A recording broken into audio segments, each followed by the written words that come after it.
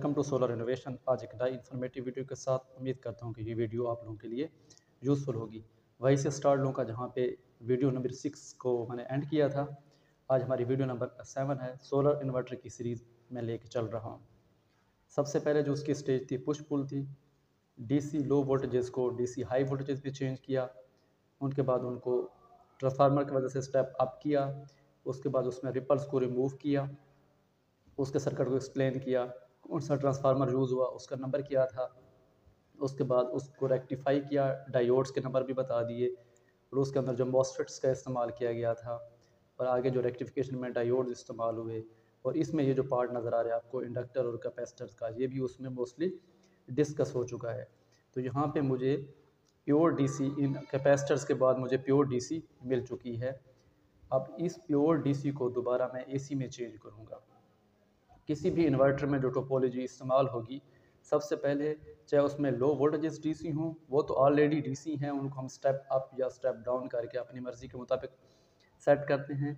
या हम इसको ग्रिड की जब इनपुट देते हैं तो उस ग्रिड की इनपुट एसी को भी सबसे पहले हम डीसी में चेंज करते हैं। डीसी में चेंज करने का मकसद ये होता है कि डीसी सप्लाई की फ्रीक्वेंसी को हम इजीली कम या ज़्यादा कर सकते हैं और इन फ्रीक्वेंसीज़ को कम या ज़्यादा और उसी डीसी में स्विचिंग करा के हम उस डीसी को एसी में चेंज करते हैं।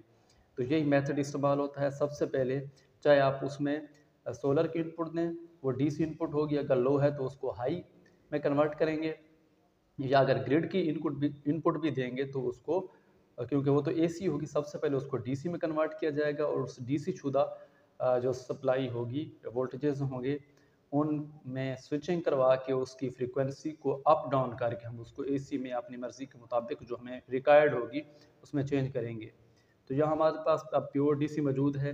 ये कैपेसिटर्स हैं जो रेक्टिफिकेशन के बाद रिपल्स को रिमूव करते हैं या वोल्टेजेस हाई या लो होने की सूरत में उनको आउटपुट पे वोल्टेजेस को स्टेबल रखते हैं, डीसी को स्टेबल रखते हैं। तो ये रिपल्स पे, क्योंकि कैपेसिटर चार्जिंग या स्टोरेज एक डिवाइस है जो थोड़े लम्हे के लिए वोल्टेजेस को करंट को अपने अंदर स्टोर कर लेता है, तो ये उन रिपल्स पे अपने आप को चार्ज कर लेते हैं और आउटपुट पे जब कोई हैवी लोड हो या इनपुट पे अगर वोल्टेज में कोई कमी बेशी हो तो अपने आप को डिस्चार्ज करके उस कमी बेशी को कंपनसेट करते हैं। अब हमारे पास प्योर डीसी है। अब इस डीसी को हम एसी में चेंज करने के लिए आईजीबीटीज़ का जो सेट बनाते हैं, इसको एच ब्रिज कहते हैं। ये 2, 4, 6 मतलब एम्पेयर रेटिंग के लिहाज से हम इनको पैरेलल में कनेक्ट करके, अगर ज़्यादा एम्पेयर रेटिंग का बनाना है तो पैरेलल में कनेक्ट करते जाएंगे। तो ये मैंने इसमें 4 डायोड का ब्रिज यूज़ किया है।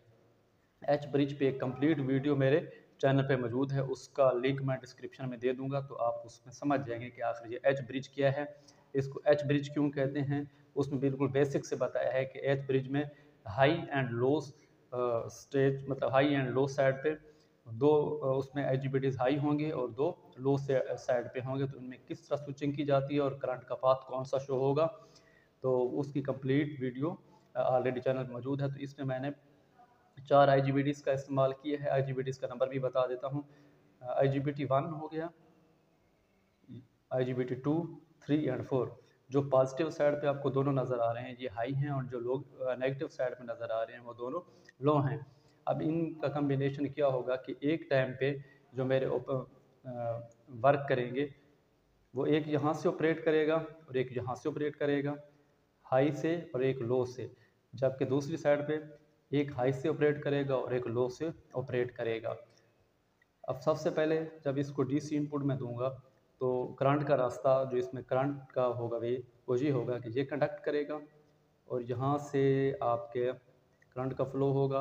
आगे आपका कोई भी लोड होगा तो लोड में से होते हुए यहाँ से, और इसका ये वाला कंडक्ट करेगा, तो करंट का मेरा जो फ्लो होगा वो इस रास्ते से होगा। ये एक कम्बिनेशन हो गया। जबकि दूसरी साइड पे ये कंडक्ट करेगा, करंट यहाँ से होता हुआ यहाँ लोड में से होता हुआ, क्योंकि करंट ने अपना पाथ कंप्लीट करना है, तो यहाँ से होता हुआ नंबर 4 कंडक्ट करेगा।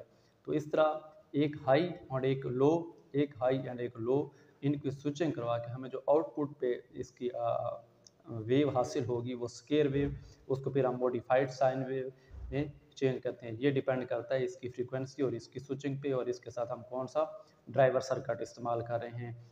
अब इनकी स्विचिंग किस तरह एक्यूरेट की जाए, उनकी अब फ्रिक्वेंसी क्या रखी जाए कि हमें आउटपुट पे हमारी रिक्वायर्ड साइन वेव हासिल हो, तो इसके लिए हमें एक ड्राइवर सर्किट लगाना होगा।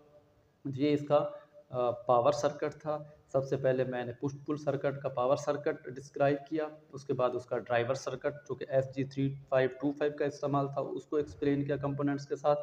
आज ये इसकी जो स्टेज थी, इन्वर्टर स्टेज जो थी, इसका ये मैंने एक्सप्लेन किया कि IGBTs एच ब्रिज किस तरह लगाना है और उन कंपोनेंट्स की क्या वैल्यूज़ हैं और ये किस तरह काम कर रहे हैं।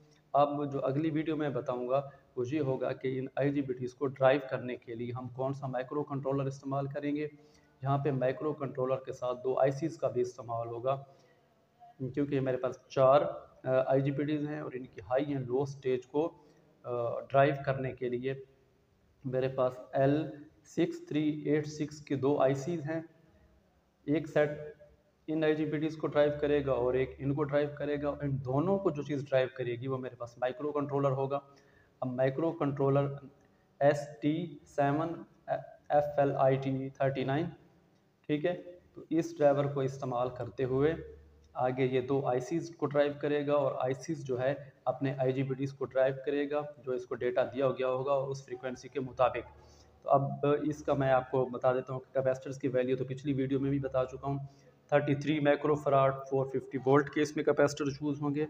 N चैनल के इसमें IGBTs का इस्तेमाल होगा जो कि 19 एम्पेयर 600 वोल्ट तक को सपोर्ट करेंगे। तो इंशाल्लाह आपने मैं अगली वीडियो में इस माइक्रो कंट्रोलर की आपकी पिन्स भी डायग्राम में शो कराऊंगा और इसकी ICs की भी, और इनको इसके साथ किस तरह कनेक्ट किया गया है, मतलब ये इसको किस तरह ड्राइव कर रहा है। यहाँ तो मैंने इसकी ब्लॉक डायग्राम शो की है।